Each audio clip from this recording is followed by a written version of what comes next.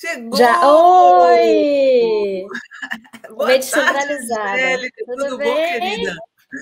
Gente, eu conheço a Angélica. Foi a maior coincidência quando o Cassiano, que é editor dela na Planeta, falou: Ah, tem uma autora, Angélica Lopes. Eu falei assim, gente, eu conheço a Angélica, mas a gente não se vê há uns 15 Sim, anos. sim. Ou mais, né? Mas aí não Ou sabemos, mais. né? Não vamos fazer essa conta.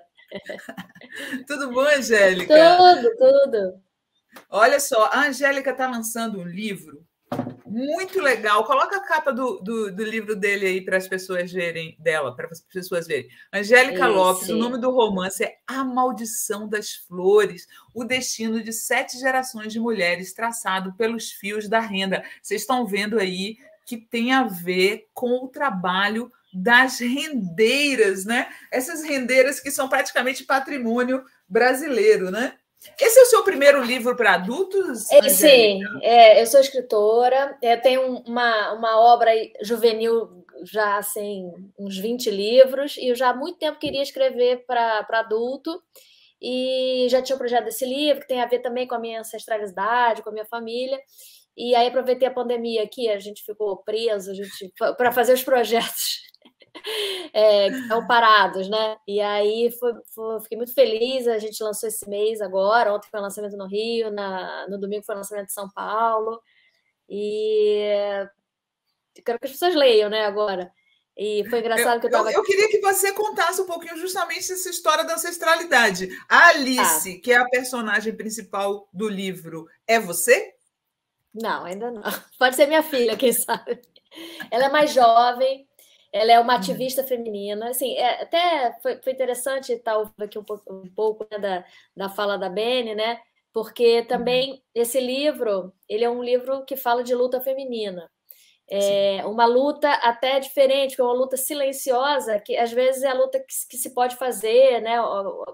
Que se encontra um caminho para fazer talvez mais fácil, né? Ou possível, né? Para mulheres mais oprimidas ou Uhum. que não estão na linha de frente. Então, assim, o livro é uma história de uma família que, por acaso, é toda uma cadeia de 7 gerações de mulheres fortes. E as primeiras são rendeiras muito oprimidas no início do século passado, que não conseguiam se comunicar e fugir da opressão do marido, dos pais, e criaram um código de renda. Então, assim, elas conseguiam se comunicar e se ajudar através de lenços e toalhas e chás que Achei ninguém demais isso. descobria. É uma maneira de lutar invisível aos olhos Uhum. masculinos, que elas conseguiram se ajudar nesse momento, então fizeram uma espécie de um grupo né, de resistência silenciosa nesse início do século XX, né? E a Uhum. última geração, que é a Alice, que é que está nos dias atuais, que é uma jovem que atua, né? Tá? Ele não é não, tá nas ruas aqui da Lapa levando gás de pimenta. Então, é uma história de Uhum. resistência feminina com modulações também da época, das possibilidades, do entorno em que elas viveram. Então, o livro fala disso, de luta feminina através dos últimos 100 anos, né? Se cruza, né? A É, história, o romance histórico com o que está se passando um pouco hoje no Brasil, luta contra o feminicídio, sim. contra o estupro, né? Sim. A personagem atual, ela vai ver. Mas, na verdade, assim, é um livro de ficção, né? É uma história, só que é uma Mas história você que. tem parentes rendeiras, antepassadas rendeiras em Pernambuco? Assim, Não sabia. Você é minha. carioca? Isso. Assim, minha bisavó é pernambucana, do interior de Pernambuco, do Vale do Pajeú, que é uma caatinga de altitude, bem dentro, e ela se mudou que a maior cidade da região se chama Triunfo, e ela se mudou para Pesqueira na vida adulta, já com filhos, que é assim o polo de renda renascença pernambucano, que é uma renda lindíssima, feita com fita C e linha, misturada num desenho, numa almofada, muito delicado, muito sofisticado. E depois aí meu avô veio para o Rio, onde formou a família dele. Então, assim, eu tenho uma raiz pernambucana que sempre ocupou meus sonhos, meu imaginário, de ouvir contar. porque a minha Uhum. vivência não foi lá, né? Eu sou bisneta dessa mulher, mas as histórias vieram também, né? Vieram com meu avô, vieram com minha mãe. Então, muito desse mundo que é pesquisado, mas também imaginado, né? E que sempre me provocou, me desafiou a querer contar uma história sobre esse lugar que é até muito mais fantasioso do que ele é Sim. realmente, né? Também a minha imaginação e minha relação pessoal, né, com o local. Mas E como foi o teu processo de pesquisa para falar de renda? Você sabe rendar? Sabe fazer renda? não cheguei a tanto, mas principalmente no laboratório, para entender essa roda de renda, as mulheres elas rendam em silêncio, juntas, então tem todo um movimento, um ouvir respirar da outra que você entende, então vai criando uma ligação que também é da trama, como da renda, entre essas pessoas que estão o dia inteiro, que parece uma postura quieta e submissa até, porque você está quieta, curvada, rendando, mas você está criando um mundo, uma obra de arte, aí nesse caso também mensagens subversivas e para acabar com o patriarcado. Então, eu quis fazer o laboratório desse movimento, né? Então, para isso, eu aprendi artes da linha, então eu aprendi a bordar, eu fiz bordado livre, frequentei rodas de bordadeiras mais, né? Aí pesquisei as rendeiras e as rendeiras de Pernambuco, mas aí é uma arte muito mais sofisticada e de uma vida inteira de trabalho, de exercício.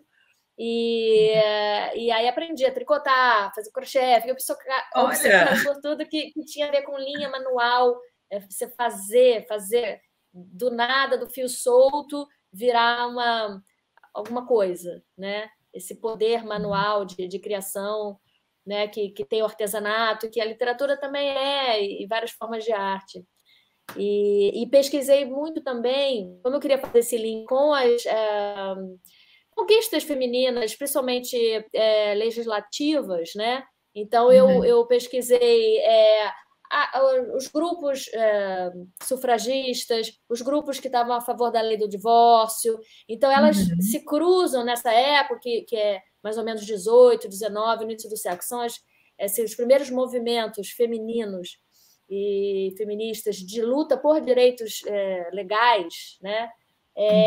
Elas estão vivendo nessa época. Então, elas entram em contato com um grupo super ativo, o Ave Liberta de Recife, que era um grupo abolicionista e depois pelos direitos femininos. Então, teve essa pesquisa histórica que, óbvio, não é um livro de história, é só um romance histórico. Então, assim, é um pano de fundo para que os personagens circulem, né? E pensem, reflitam. Então, assim, pode ter que ter algum desajuste ali de data, mas. E outra coisa interessante também que aconteceu nesse mesmo momento, nesse local, no interior de Pernambuco, foi o surgimento do cangaço. Então, o Lampião morava numa cidade vizinha. Então, ao mesmo tempo, é uma história tão masculina, o cangaço e o bandidismo ali daquele local, era uma história também tão masculina, e ao mesmo tempo, e eu estou contando uma história super feminina e silenciosa. Quando o que estava acontecendo nesse momento lá era sangue, era guerra, era luta entre famílias, poder. Então, tem essa dualidade o livro. Violência sexual, né? Que também tem um pouco, né? No sim, seu, de certa forma, no seu livro. Eu gostei muito desse paralelo, né? Tem aquela música famosa, Olê, mulher rendeira, né? Que também tem a ver com esse universo do cangaço, e você faz um paralelo entre o cangaço masculino barulhento com a renda feminina silenciosa, porém ambos têm uma valentia embutida, né? Tem uma valentia. Porque existe a ideia de que para você ser forte, você precisa ter a energia que dita masculina, né? Da violência, do grito. E aí eu também quis mostrar que há a luta silenciosa, há a luta invisível, corajosa, né? No livro tem uma passagem que ela não é real, é uma história também que eu ouvi contar, ela não está exatamente como me foi contada, mas eu adaptei, que quando um bando de cangaceiros passou pela cidade dos meus antepassados, só as mulheres estavam na cidade, né? E aí elas que foram para frente e para dizer, não, aqui não, vocês não entram, não sei como foi a negociação. Mas no livro, não sei se você já chegou a ler ou chegou nessa parte, Sim, elas eu cheguei colocam. Então, não sei se eu vou dar spoiler, mas ela, assim, uma das rendeiras coloca a renda, né, na frente, perto da santa, da cidade, na frente, como se fosse uma muralha, que é uma muralha de linha, né? Uma muralha Que lindo! simbólica, mas que eles respeitam também.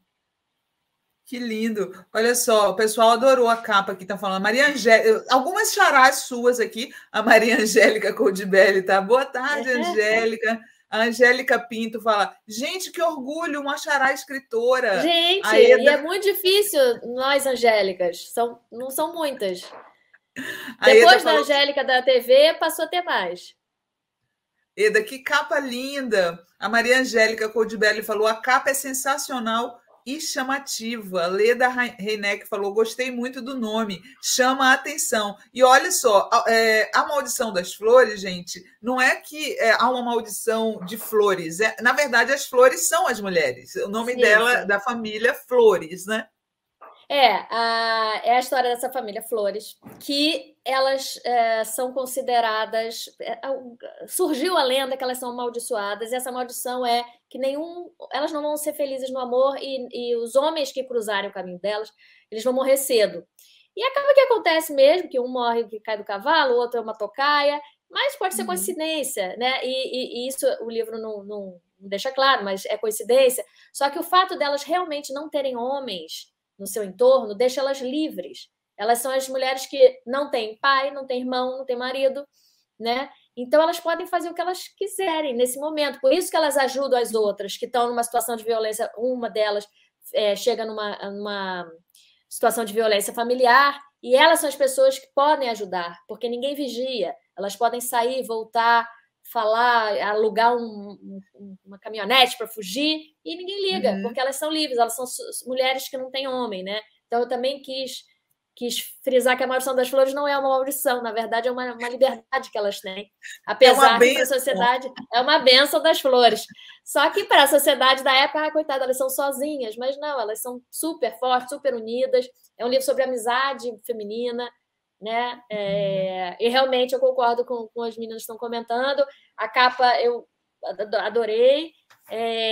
Ela realmente chama atenção na Gui, para ela livraria. mostrar. Peraí. Peraí que o Gui vai abrir para você mostrar. Aí. Tá. Então, assim, ficou delicada, ficou chamando atenção para o que é, né? Que é a renda, e eu vejo que está bem exposta nas livrarias. Eu estou adorando, porque eu quero que todo mundo leia, porque é um livro que eu gostei de fazer, eu acho que tem uma mensagem importante. Uma delícia de ler. Eu comecei a ler, já li metade do livro, né? Recebi ontem, né? Que foi de última hora que a gente marcou, mas eu já li metade, achei muito Que bom. bom.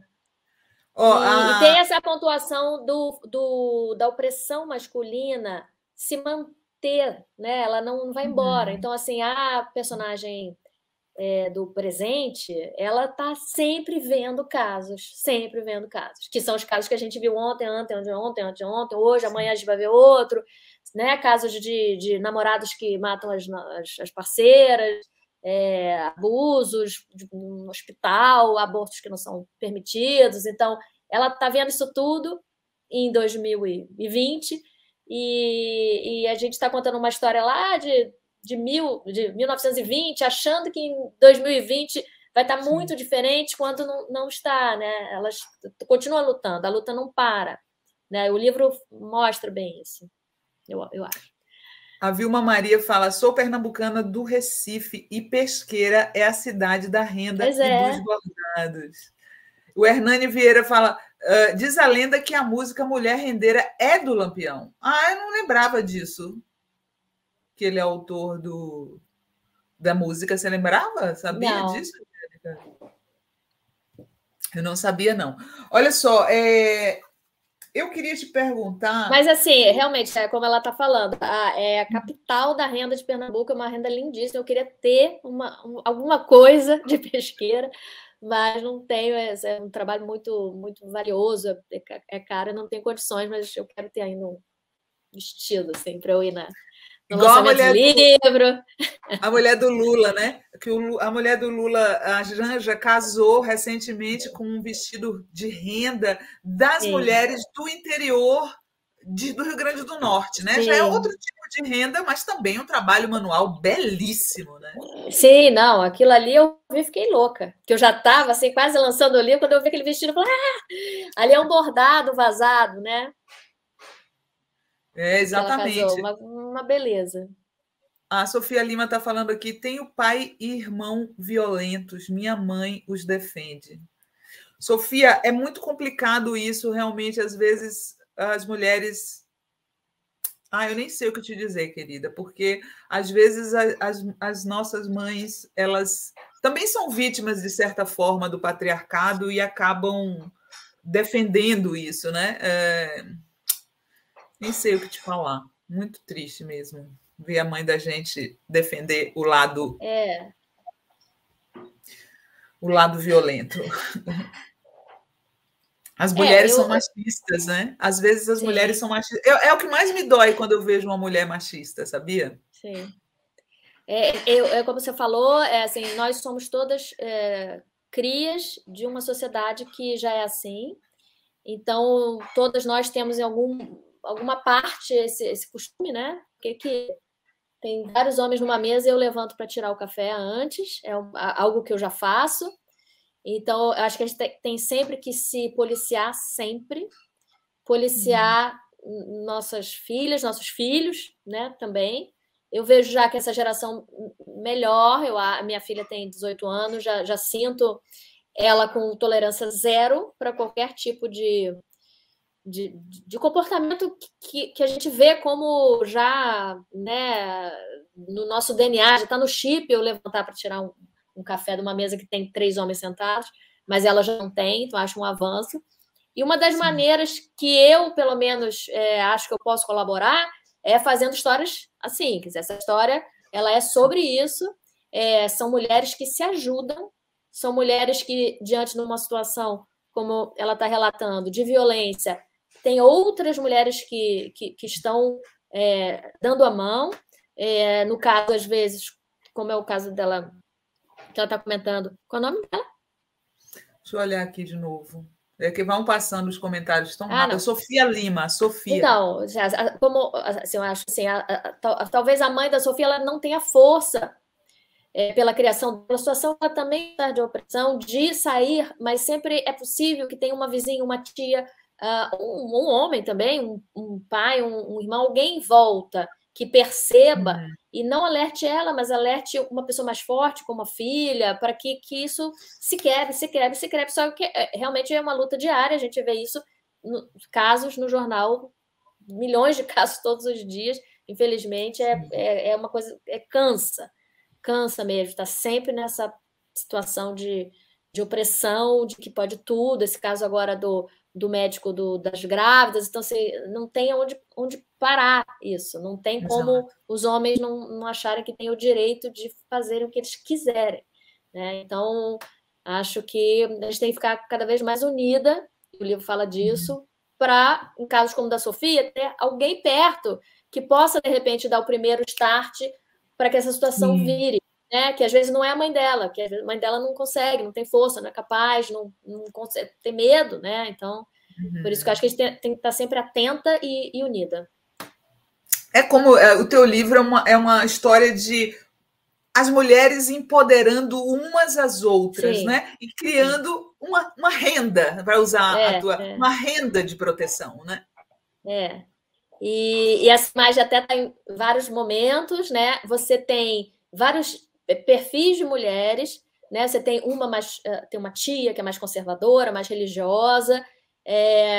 Você tem as amigas, tem umas jovens, né? Uma mais espivitada, outra está querendo namorar, mas mesmo assim, na hora que tem que se ajudar, elas estão juntas, né? Ao mesmo tempo, eu não quis fazer com que todos os homens fossem né, do livro não tivessem seu valor. Então, você tem homens de apoio, você tem um pai amoroso para uma delas, você tem um irmão solícito, mas mesmo assim, na hora da união, porque tem uma empatia com o sofrimento, aquele específico sofrimento sofrido por elas, né? Que os homens não conseguem chegar. No caso de uma violência familiar, de um casamento obrigado, porque é um livro, essa é parte no livro de época, né? Então, isso. Tentei fazer essa teia mesmo, de vários perfis femininos, vários tipos de relações femininas, tanto que a relação entre a personagem jovem com a mãe não é uma boa relação, é uma relação de embate, em certo sentido. Também é uma relação que existe, né, entre as mulheres, nem todas as mulheres são amigas, mas eu acho que a gente tem que ter cada vez mais esse olhar de atenção para nos ajudar, sempre, mesmo que discordando. A tal sororidade, né? Isso. A tal sororidade. O Bíblia está falando aqui, quando minha mãe nos pedia para buscar um copo d'água para o irmão, porque ele quebrou a perna, já meu pai me ensinou, eu acho que é uma mulher, Bíblios é mulher ou homem, gente? Eu acho que é mulher. Já meu pai me ensinou a não me levantar para cumprimentar homem nenhum. A Leda Heineck fala, aí já não sei, mulheres quando resolvem ser más são piores. Desculpem, mas tenho mágoas terríveis de mulheres. O Hernani Vieira fala, imagine vocês quantas mulheres foram violentadas por aquele médico que está preso, separado dos outros, e se ele fosse preto? Sim. Essa é a pergunta, né? A pergunta de $1 milhão.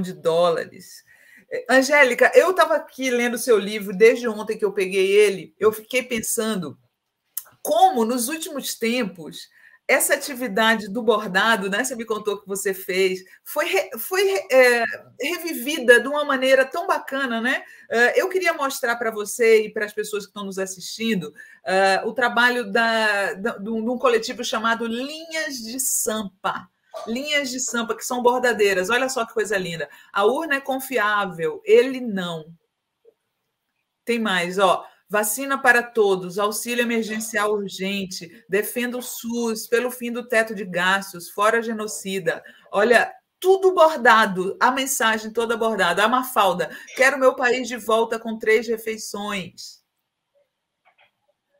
E essa aí, homenagem a Genivaldo. Não podemos naturalizar a violência do Estado. Justiça para Genivaldo. Linhas de Sampa. É tão bacana esse trabalho, né? E são mulheres que trabalham juntas, né? Nesse sentido que você fala, de certa maneira, no livro. Estão juntas, fazendo um trabalho coletivo silencioso, de bordado, e, ao mesmo tempo, transmitindo uma mensagem política, né? Sim, você vê a força dessas mensagens. É muito democrático o bordado livre, porque é um ponto muito fácil e ele pode ter mensagem. Vou te mostrar um que eu fiz aqui. Enquanto eu estava bordando, mas estava fazendo o livro, eu fiz o caminho dessa geração. São 7 gerações de mulheres, então eu fiz... Ó, por exemplo, isso aqui... Abre aí. Peraí. Então, assim, são todas elas, das Dores, que é ligada com Lindalva, que é ligada com Carmelita, que é ligada com Eugênia, que é ligada com Vitorina, que é ligada com Alice, tá vendo? É como se fosse uma árvore genealógica. É, uma árvore que dá aqui no Rio de Janeiro, que tem as linhas. Então, isso aqui eu fui bordando livre. Peraí, como é que eu tô fazendo? O que eu tô fazendo?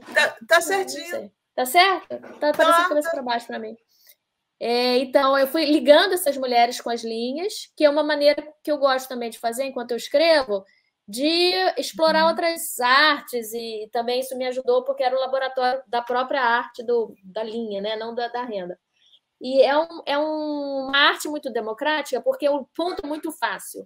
Você pode fazer um ponto, que é um ponto atrás, ponto A, que é assim, entrou e saiu, entrou e saiu, entrou e saiu. Então, muito dessas mensagens é só entrar e sair uma linha de um pano, né? Então, e não é um risco trabalhado, não é uns flores, é uma mensagem, uma letra. Então, assim, uma pessoa que tem um pano, uma linha colorida e agulha, ela faz essa mensagem, né? Então, você vê como isso tudo, certamente, elas bordaram de forma rápida. Uma vez eu fui num protesto que as pessoas estavam dando para a gente botar como se fosse um botãozinho adesivo, mas era um paninho bordado, como esse que você mandou. Então, assim, é uma maneira fácil de você fazer algo visual, que você pode, inclusive, colocar na rede social de forma fácil, né? E ela tem um charme de ser você que fez. Não foi uma coisa, né, que foi impressa, né? Não foi industrial, é mão de gente, é uma mão que trabalha, né? Então, acho que também isso tá ligado a essas mensagens. E sim, eu acho que teve principalmente uma geração jovem, eu não sei dizer porquê, mas, por exemplo, foi muito fácil para mim, quando eu quis aprender, eu encontrar professoras, e as minhas professoras eram mulheres muito mais jovens que eu, que a gente se encontrava na livraria, no parque lá, com uma canga, na praia. Então, eram assim, espaços abertos, alternativos, não era assim, o curso aqui do Ponto Cruz, porque justamente o Ponto Cruz, por exemplo, é repetitivo, ele te coloca numa perfeição, né? E o bordado livre, ele é mais imperfeito, você vê aquele que tinha vários bonequinhos em fila, a pessoa está desenhando com a linha, né? Ela não está querendo fazer um descanso de mesa perfeito, ela está desenhando, ela está se expressando. Então, todas as minhas professoras são jovens e tinham essa proposta artística de utilizar o bordado como um pincel, um lápis,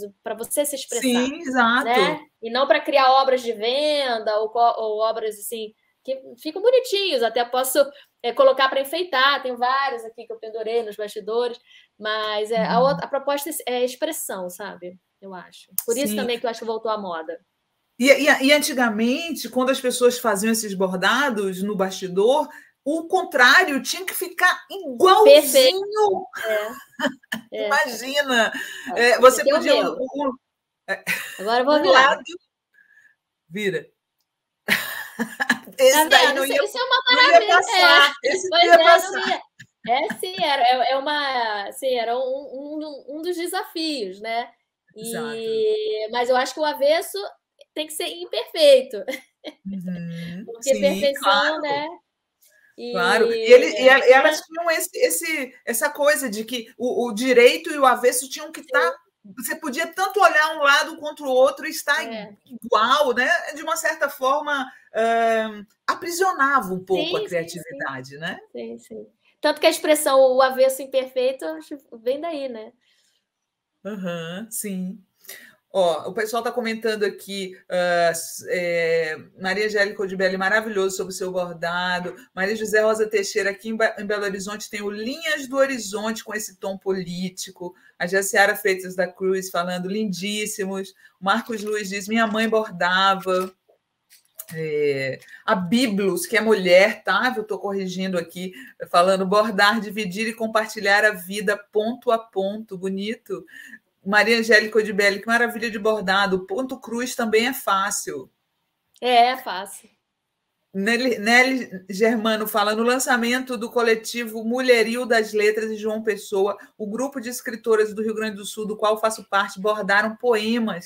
Eu também fizemos uma colcha com os quadrados bordados. Tem vários coletivos, Sinara, vários coletivos. Muito respeito à sabedoria das bordadeiras de raiz, muito valorizadas.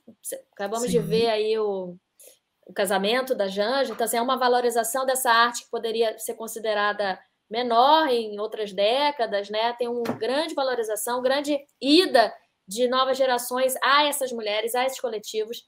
Muitos deles, a maioria, na região Nordeste, para aprender e para replicar, e para aprender com elas e fazer uma residência. Isso eu tenho várias pessoas que eu conheci nessa trajetória, que, né, bordadeiras de Minas, bordadeiras de João Pessoa, que me ensinaram, né? Então, assim, é um compartilhamento de sabedoria também dessas mulheres. E não só para quem está do lado, como para qualquer pessoa curiosa, como eu que estava fazendo uma outra coisa, elas foram generosas de me ensinar. A Poliana Schroer fala: eu bordo ponto e cruz e meu avesso é perfeito. Tá querendo nos humilhar Parabéns, aqui, né, Poliana, Poliana? parabéns, Poliana. É difícil. Você acha que o fato das rendeiras do livro estarem num papel, digamos, que seria clássico da mulher submissa, e você subverte isso de certa maneira, foi proposital? Foi. Eu já fiz elas. Elas são uma classe média, né?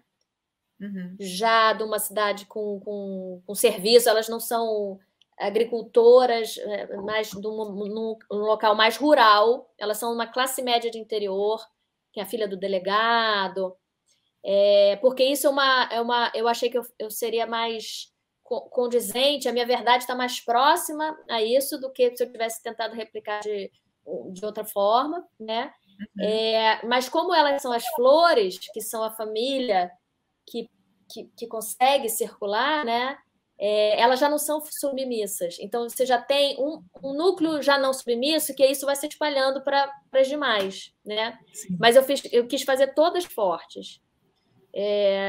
Nenhuma é vítima. Mesmo a vítima, ela não é vítima. Isso foi proposital mesmo.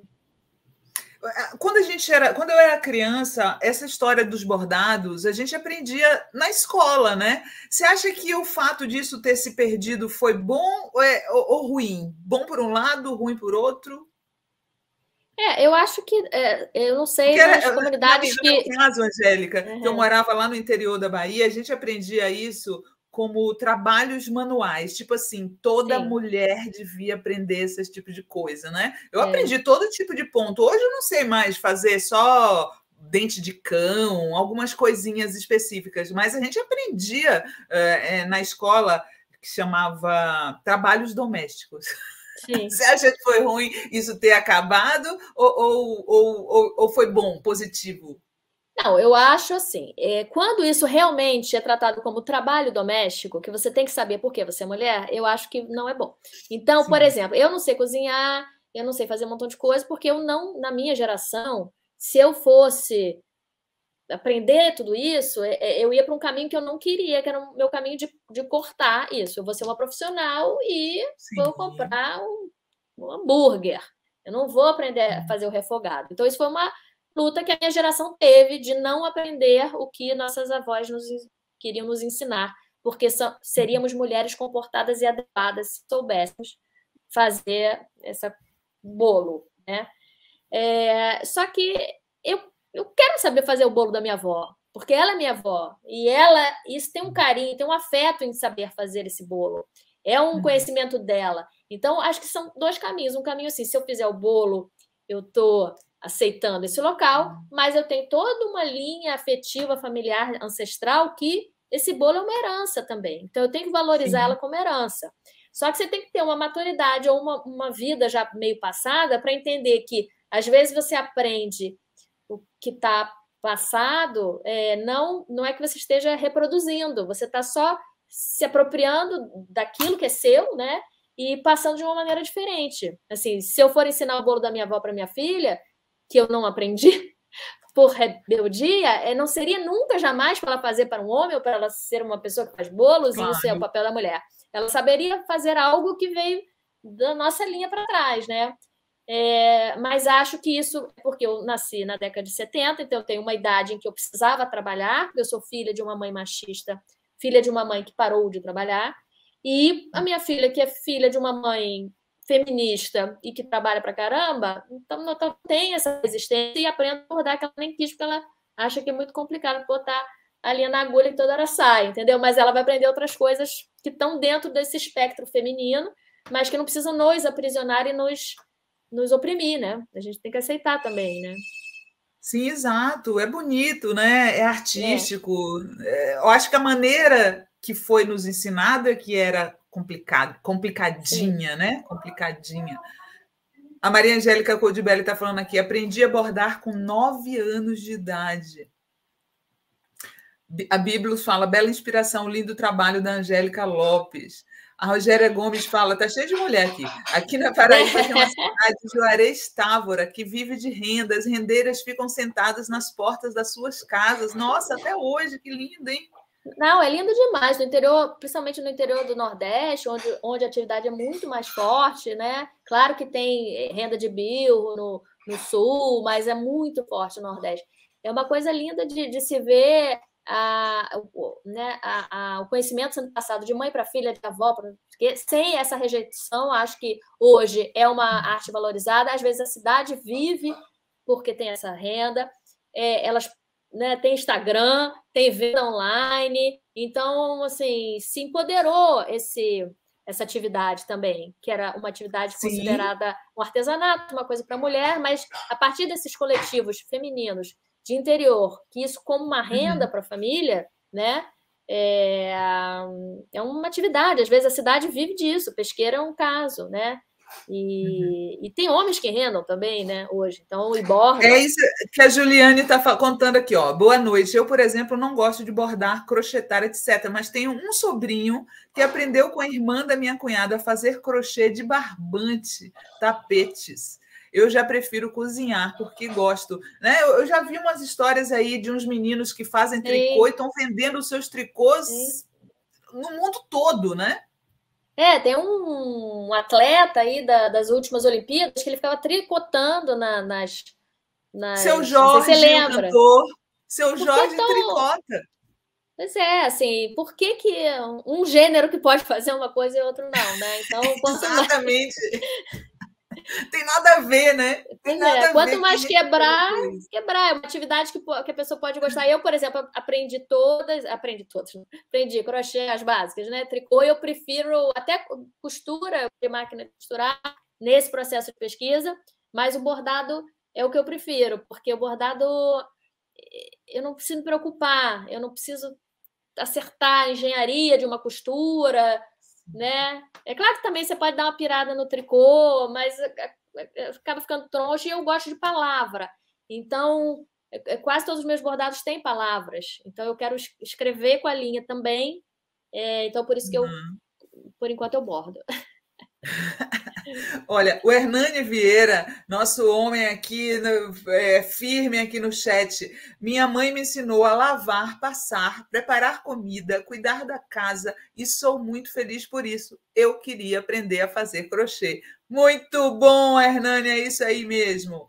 E a Maria José Rosa Teixeira mandou um superchat aqui falando: as amigas da Santa Casa de BH ensinam bordado para acompanhantes dos pacientes, dão o tecido com o risco, linhas e agulha e ensinam os pontos. Olha só, a Bíblia fala: os trabalhos manuais dão continuidade a muitas tradições e, além de expressão, são fonte de renda e dão muito tônus ao cérebro. É verdade, as coisas... Eu faço pão, né? Eu faço pão e dizem que esse movimento de amassar o pão aciona um monte de coisas aqui no cérebro, algumas eu não entendo bem disso, mas eles falam isso, que o fato de você estar usando as mãos aciona algumas regiões aqui nos cérebros responsáveis pelas sinapses e tal. Eu achei muito bacana isso, porque realmente é uma delícia, né? Fazer coisas, botar a mão na massa, literalmente. E você cria, e alguma coisa que não existia passa a existir.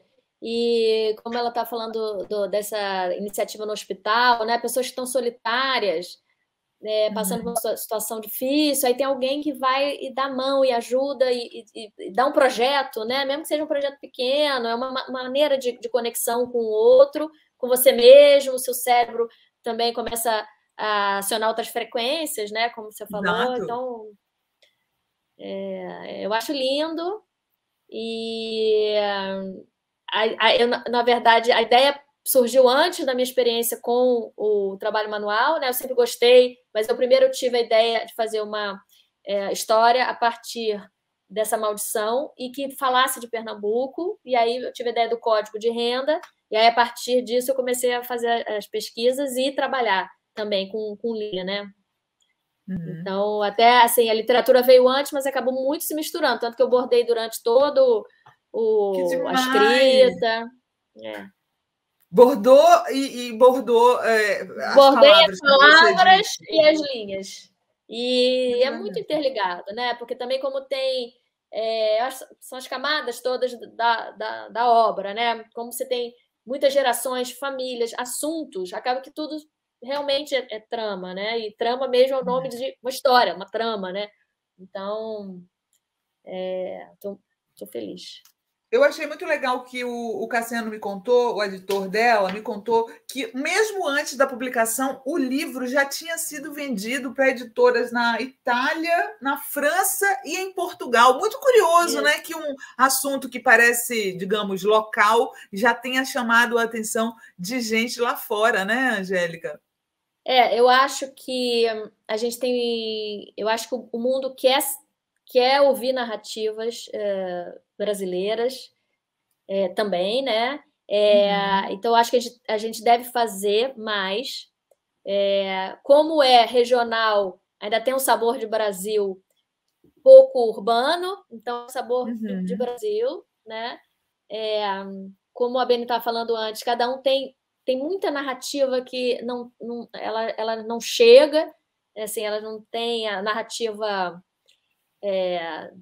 do privilégio, geralmente é a que a gente ouve. Então, se você começa também a contar ou tentar contar, mostrar outras narrativas, como das rendeiras, eu acho que chama atenção muito de outros países, de pessoas que não têm essa vivência, que têm a curiosidade, né?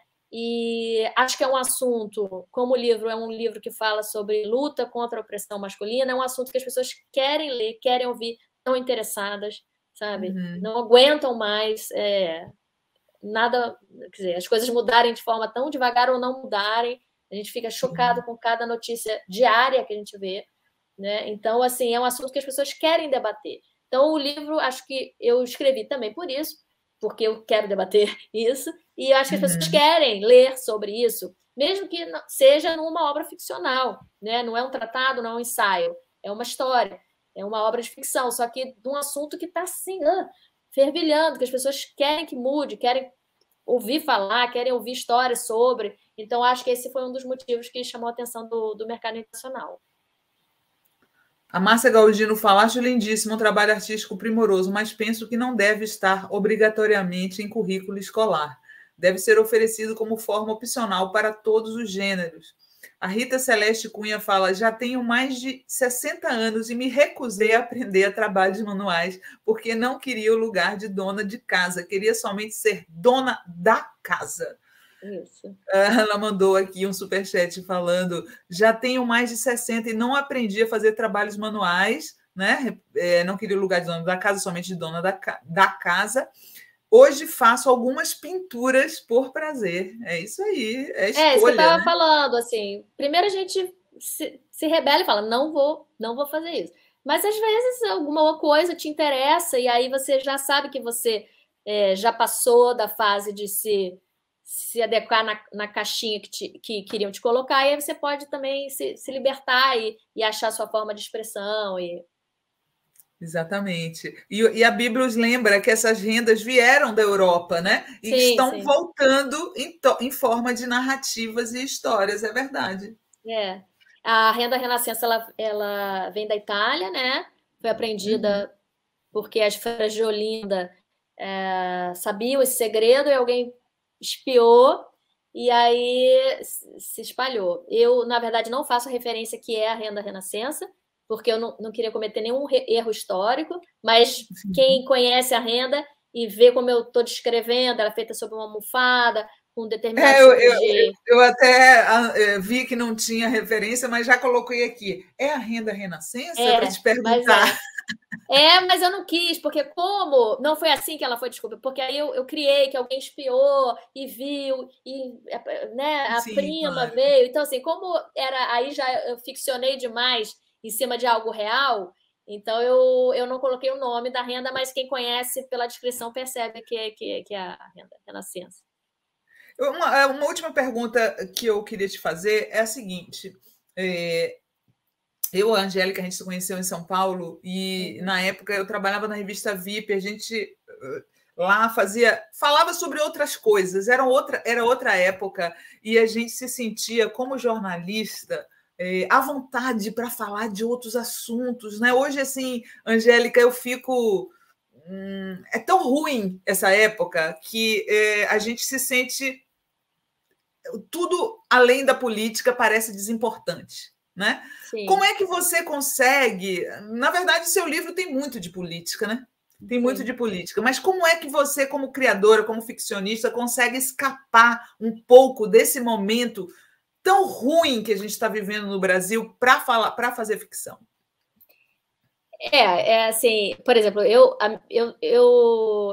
ter vindo depois da Bene, eu falei, caramba, como é que eu vou falar alguma coisa depois da Bene, sabe? Menina? Com essa história de vida, com uma luta, eu vou falar assim, meu livro.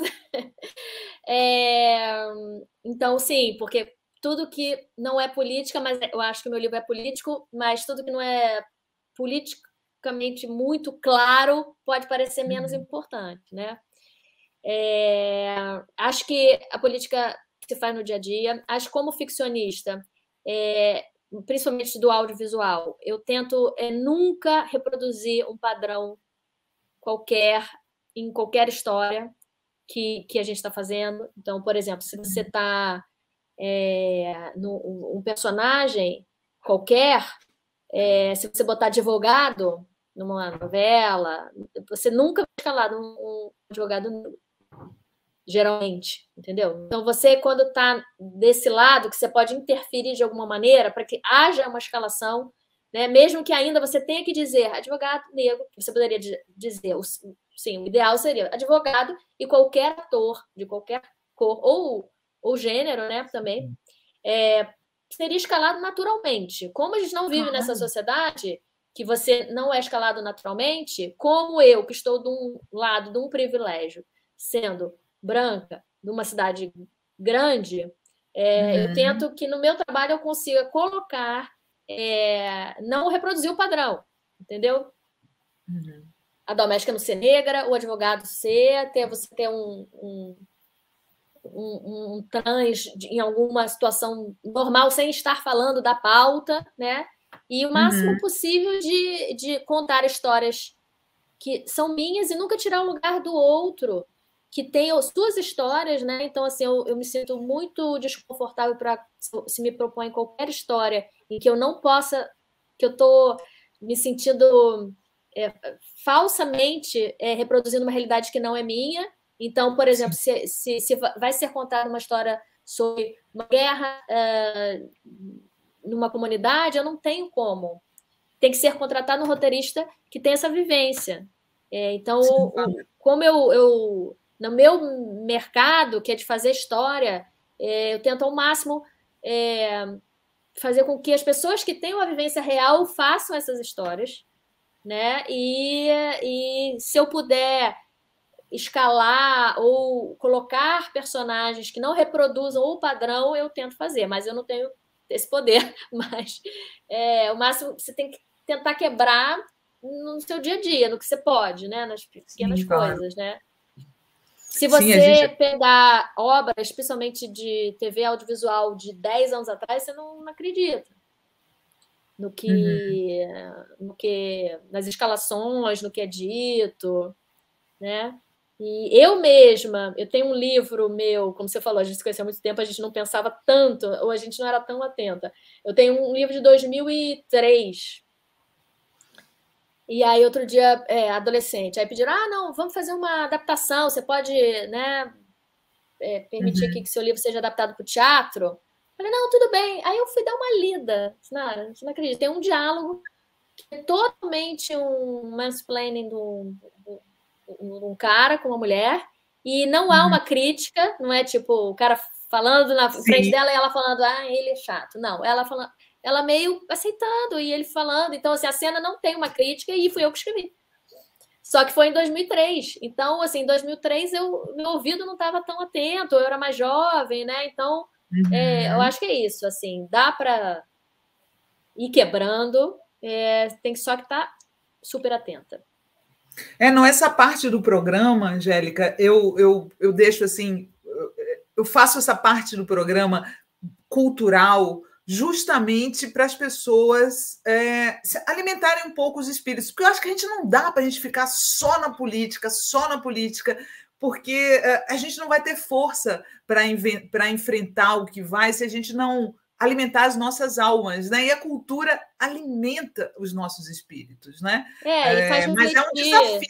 Mas é um desafio a gente falar de música, é um desafio a gente falar de literatura, é um desafio a gente falar de cinema, né? Porque, infelizmente, a gente está numa situação que a gente se sente fútil se a gente não tiver o tempo inteiro falando desse cara que está lá no Palácio do Planalto, sabe? Mas se a arte, a arte ela consegue atingir muita gente. Exato. Mesmo pessoas não alinhadas com você. Ou pessoas que não têm posicionamentos, isentos, por exemplo. Então, quando a sua obra de arte, que ela tem um teor, no meu caso, nesse caso feminista, chega a uma pessoa não alinhada, ela faz essa pessoa refletir. E essa pessoa tem que mudar. Porque é essa pessoa que vai mudar. Porque, assim, eu e você, a gente já está certa, os outros estão certos, não vão mudar também, eu acho. Então, assim, tem toda uma gama de 49 milhões de pessoas que votaram nulo ou em branco, que essas são as pessoas que dá para jogar com elas. E elas, muitas vezes, elas lendo um livro, vendo um show, vendo um filme, elas, sei lá, refletem, pensam, né? Que são as pessoas que estão no meio, né? Então, acho que tem que falar de cultura sim, porque a cultura faz refletir, muda a cabeça das pessoas. Também acho. E não é à toa que a cultura está tão castigada nos últimos anos também, né? Exatamente, é o alvo deles, né? Não tem nem ministério, porque é o que faz as pessoas refletirem, pararem um momento, pensarem, se colocarem no lugar do outro, porque o que é você ler um livro ou ver um filme, a não ser você se colocar no lugar daqueles personagens, no lugar de quem está sofrendo. Então, se colocar no lugar do outro é uma reflexão de mudança, né? Do seu comportamento. O Hernani Vieira está perguntando aqui, eu tenho 2 crianças, uma de 8 anos e uma de 6 anos. Eu gostaria de comprar livros para a idade delas. Você tem algum título para sugestão? Olha, você falou com a pessoa certa, viu, Hernani? Porque a obra da Angélica tem muitos livros infantis e muitos livros juvenis. É o primeiro livro que ela escreve diretamente para o público adulto. 10 e 9? Não, 6 e 8. Um de 8 e outra de 6. É isso. Você tem alguma sugestão aí? Tenho. Então, vou dar minhas sugestões. Tem um livro chamado Senhor Avesso, que é da editora Rocco. É uma história sobre tolerância, porque é um vizinho que chega novo e que faz tudo ao contrário. Põe o chapéu no pé, toma um café no abajur, e toda a vizinhança fala assim, não, a gente não quer saber dele, que ele é muito diferente, ele faz tudo muito ao contrário, é o senhor avesso. E aí um dos meninos falou assim, não, mas ao contrário pode ser legal, é o lado dele. Então é um livro que fala sobre tolerância, que é mais ou menos para essa idade, 6, 7 anos. E tem um que eu adoro, que também fala muito de ponto de vista, que se chama Coração de Bicho. São meus. Estou fazendo a minha própria Claro. Não, só estou deixando claro aqui para quando ele for procurar. E outro também bem legal, que é o Coração de Bicho, que é da editora Escrita Fina, que são 10 contos com bichos da cidade, os ácaros. Os ácaros fazem o movimento dos sem tapete, o MST, o movimento do sem tapete, que é a visão também dos bichos, o coelho que não gosta do dono, porque afinal botou ele numa gaiola. Então, assim, também tem esse fazer pensar por um lado que não é o normal. Os 2 livros têm essa pegada, eu acho que são interessantes e são para essa idade mais ou menos. É Coração de Bicho e Senhor Avesso. Olha aí a dica, hein? É da Escrita Fina e Senhor Avesso Rocco. Mas é tudo online, porque infelizmente as livrarias estão cada vez com menos exposição de livros e o melhor lugar mesmo para comprar é a internet ou ser um livreiro conhecido, né? Aí pode encomendar nas editoras. Aí demora um pouquinho mais, mas também dá. Biblos fala, arte salva, cultura fortalece. A Lenita Quântica fala, isso é muito genial, Sinais, seu programa alimenta a nossa alma, porque a arte é este alimento imprescindível à nossa alma. Essa é a intenção, né? Biblos fala: a consciência política pela via da arte e da cultura é semente que dá frutos para sempre. Bom, vocês sabem que todo mundo que vem aqui nessa parte do programa traz dicas culturais para vocês, justamente porque a gente quer que todo mundo continue consumindo cultura para distrair, até para distrair a cabeça essa época tão difícil, né? E a primeira dica da Angélica é uma exposição que está no Rio, da Clarice Lispector. A gente tem imagem, não tem Gui. Constelação Clarice, que está no Instituto Moreira Salles, no Rio, com curadoria do Eucanaã Ferraz e da Verônica Stiger. Por que você indicou essa exposição? Bom, a Clarice é uma escritora genial, uma mulher muito forte, uma mulher que faz refletir. E essa exposição especial, o Instituto Moreira Salles tem muitos fragmentos de textos que elas, anotações dela. Então, essa exposição ela dá uma visão de como é o processo criativo de um escritor, no caso dela muito específico, que é uma grande frasista. Então, ela anotava as frases que hoje são frases conhecidas por muita gente, citadas e recitadas. Ela escrevia assim, aqui nesse papelzinho que está aqui, numa caixinha de pó de arroz, num guardanapo, nas costas de um recibo da lavanderia. Então, assim, é incrível você ver uma obra como A Hora da Estrela, um dos diálogos mais importantes da Hora da Estrela, em que a Macabeia fala assim, mas o personagem está querendo ela assim, mas ser feia dói? Ela fala, não sei, eu não sou feia. Não, mas dói ou não dói? Então, assim, uma coisa, até fico arrepiada de citar. Então, assim, é um diálogo tão importante e você pode vê-lo na exposição escrito num papelzinho, né? Então, é muito curioso o processo criativo de escritor, e o dela, por exemplo, era anotar no meio do dia onde tivesse a mão, depois ela organizava. Então, essa exposição mostra muitos fragmentos, tem mais de 100 fragmentos escritos originais com a letra. Então, assim, eu, como escritora, eu fui fascinada, porque cada um eu ficava assim, 1 hora em frente de cada um, tentando decifrar a caligrafia. E logo a Clarice, né, que atribuem frases a ela, né? Sim, é tão boa frasista que tem várias que nem são dela que alguém acha que é. Essas que estão lá são as de verdade, estão com a letra dela. Então, assim, é uma exposição realmente que eu adorei e que eu indico. E a outra dica da Angélica é o livro O Xará, de uma escritora indiana que eu não conhecia, a Jhumpa Lahiri. O Xará, um romance. A Angélica é fã dela, pelo visto, né, Angélica? E ela vai explicar para a gente por que ela indicou. Eu adoro indicar escritoras mulheres, principalmente as que não são muito conhecidas, né? Então, a Jhumpa, na verdade, ela nasceu na Inglaterra, mas é de família indiana, então ela tem vários livros. Ela já ganhou o Pulitzer com outro livro chamado O Decifrador de Sonhos, mas eu não tinha ele aqui, então eu queria mostrar. Então, o que eu tinha aqui é o Xará. O Xará é a história. Então, assim, quase toda a literatura dela é a respeito de imigrantes indianos, ou na Inglaterra ou nos Estados Unidos. Isso é longe da nossa realidade, mas, por outro lado, também não é, que são adaptações, né? Adaptações de família, muitos laços familiares. Então, isso também dialoga um pouco com o meu livro, com a minha obra. E eu sempre gosto de indicar escritoras mulheres que as pessoas não conhecem, nunca ouviram falar, não são as que estão aí. Na mídia, então, né? Na mídia, de fato, então eu não conhecia.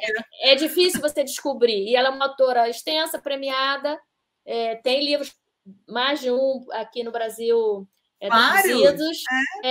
Então, assim, é isso, é compartilhar o conhecimento, né? Você descobre um negócio e já passa para outra pessoa, porque é uma ótima escritora, mulher, de um trabalho delicado e pouco conhecida no Brasil. Por isso que eu quis trazer essa dica também. Ótimo! Tem um pessoal, vou ler aqui os últimos comentários para me despedir de você. O pessoal adorou a indicação do Senhor Avesso, Veranize Ferreira. Vou comprar Senhor Avesso. Falando dos livros infantis, né? Se vocês entrarem, ainda está no ar o Blogspot da Angélica, com vários livros dela. Se vocês quiserem entrar lá, dão uma busca no Google Angélica Lopes, que vocês acham o Blogspot. O site está fora do ar, né? Pois é, não sei. Outro dia eu vi isso, não sei o que aconteceu. O blog está desatualizado, está sem o livro adulto, ele está mais para os jovens. De qualquer forma, se você botar no Google, se só pesquisar meu nome, tem todos os meus livros lá. E nas livrarias grandes online, você consegue os títulos mais antigos, inclusive o Senhor Avesso. Coração de Bicho não é tão antigo, o Senhor Avesso tem mais tempo, mas assim, tudo dá para encontrar na internet hoje em dia. Olha aí. Aí Juliana Zweifel está falando que está começando um curso de escrita criativa e adorando o papo. Bom, Gui, coloca de novo a capa do livro da Angélica para a gente se despedir aqui. A Maldição das Flores, uma história ambientada no universo das rendeiras de Pernambuco. Muito bacana, Isso. olha só. Agora eu quero lançar lá em Recife. Você vai lançar? Eu quero, mas ainda não está marcado, não. Deixa eu fazer. O que essa carioca está falando? Não tem lugar de fala, né? Não, mas ela tem ancestralidade. Ancestrais. Angélica, foi um prazer, querida, te rever e falar um pouquinho de literatura com você. Um grande beijo e muito obrigada. Obrigada, Sinara. Obrigada a todo mundo aí que está assistindo, ficou aqui com a gente. E se quiserem saber mais, só nos seguir no Instagram, redes sociais, que tô por aí. Tá, Angélica Lopes, é isso? No teu Não, Instagram? é @ Lopes Angélique, sem o A. @Lopes Angélique no Instagram. Beijão. Espero que a gente se veja pessoalmente logo.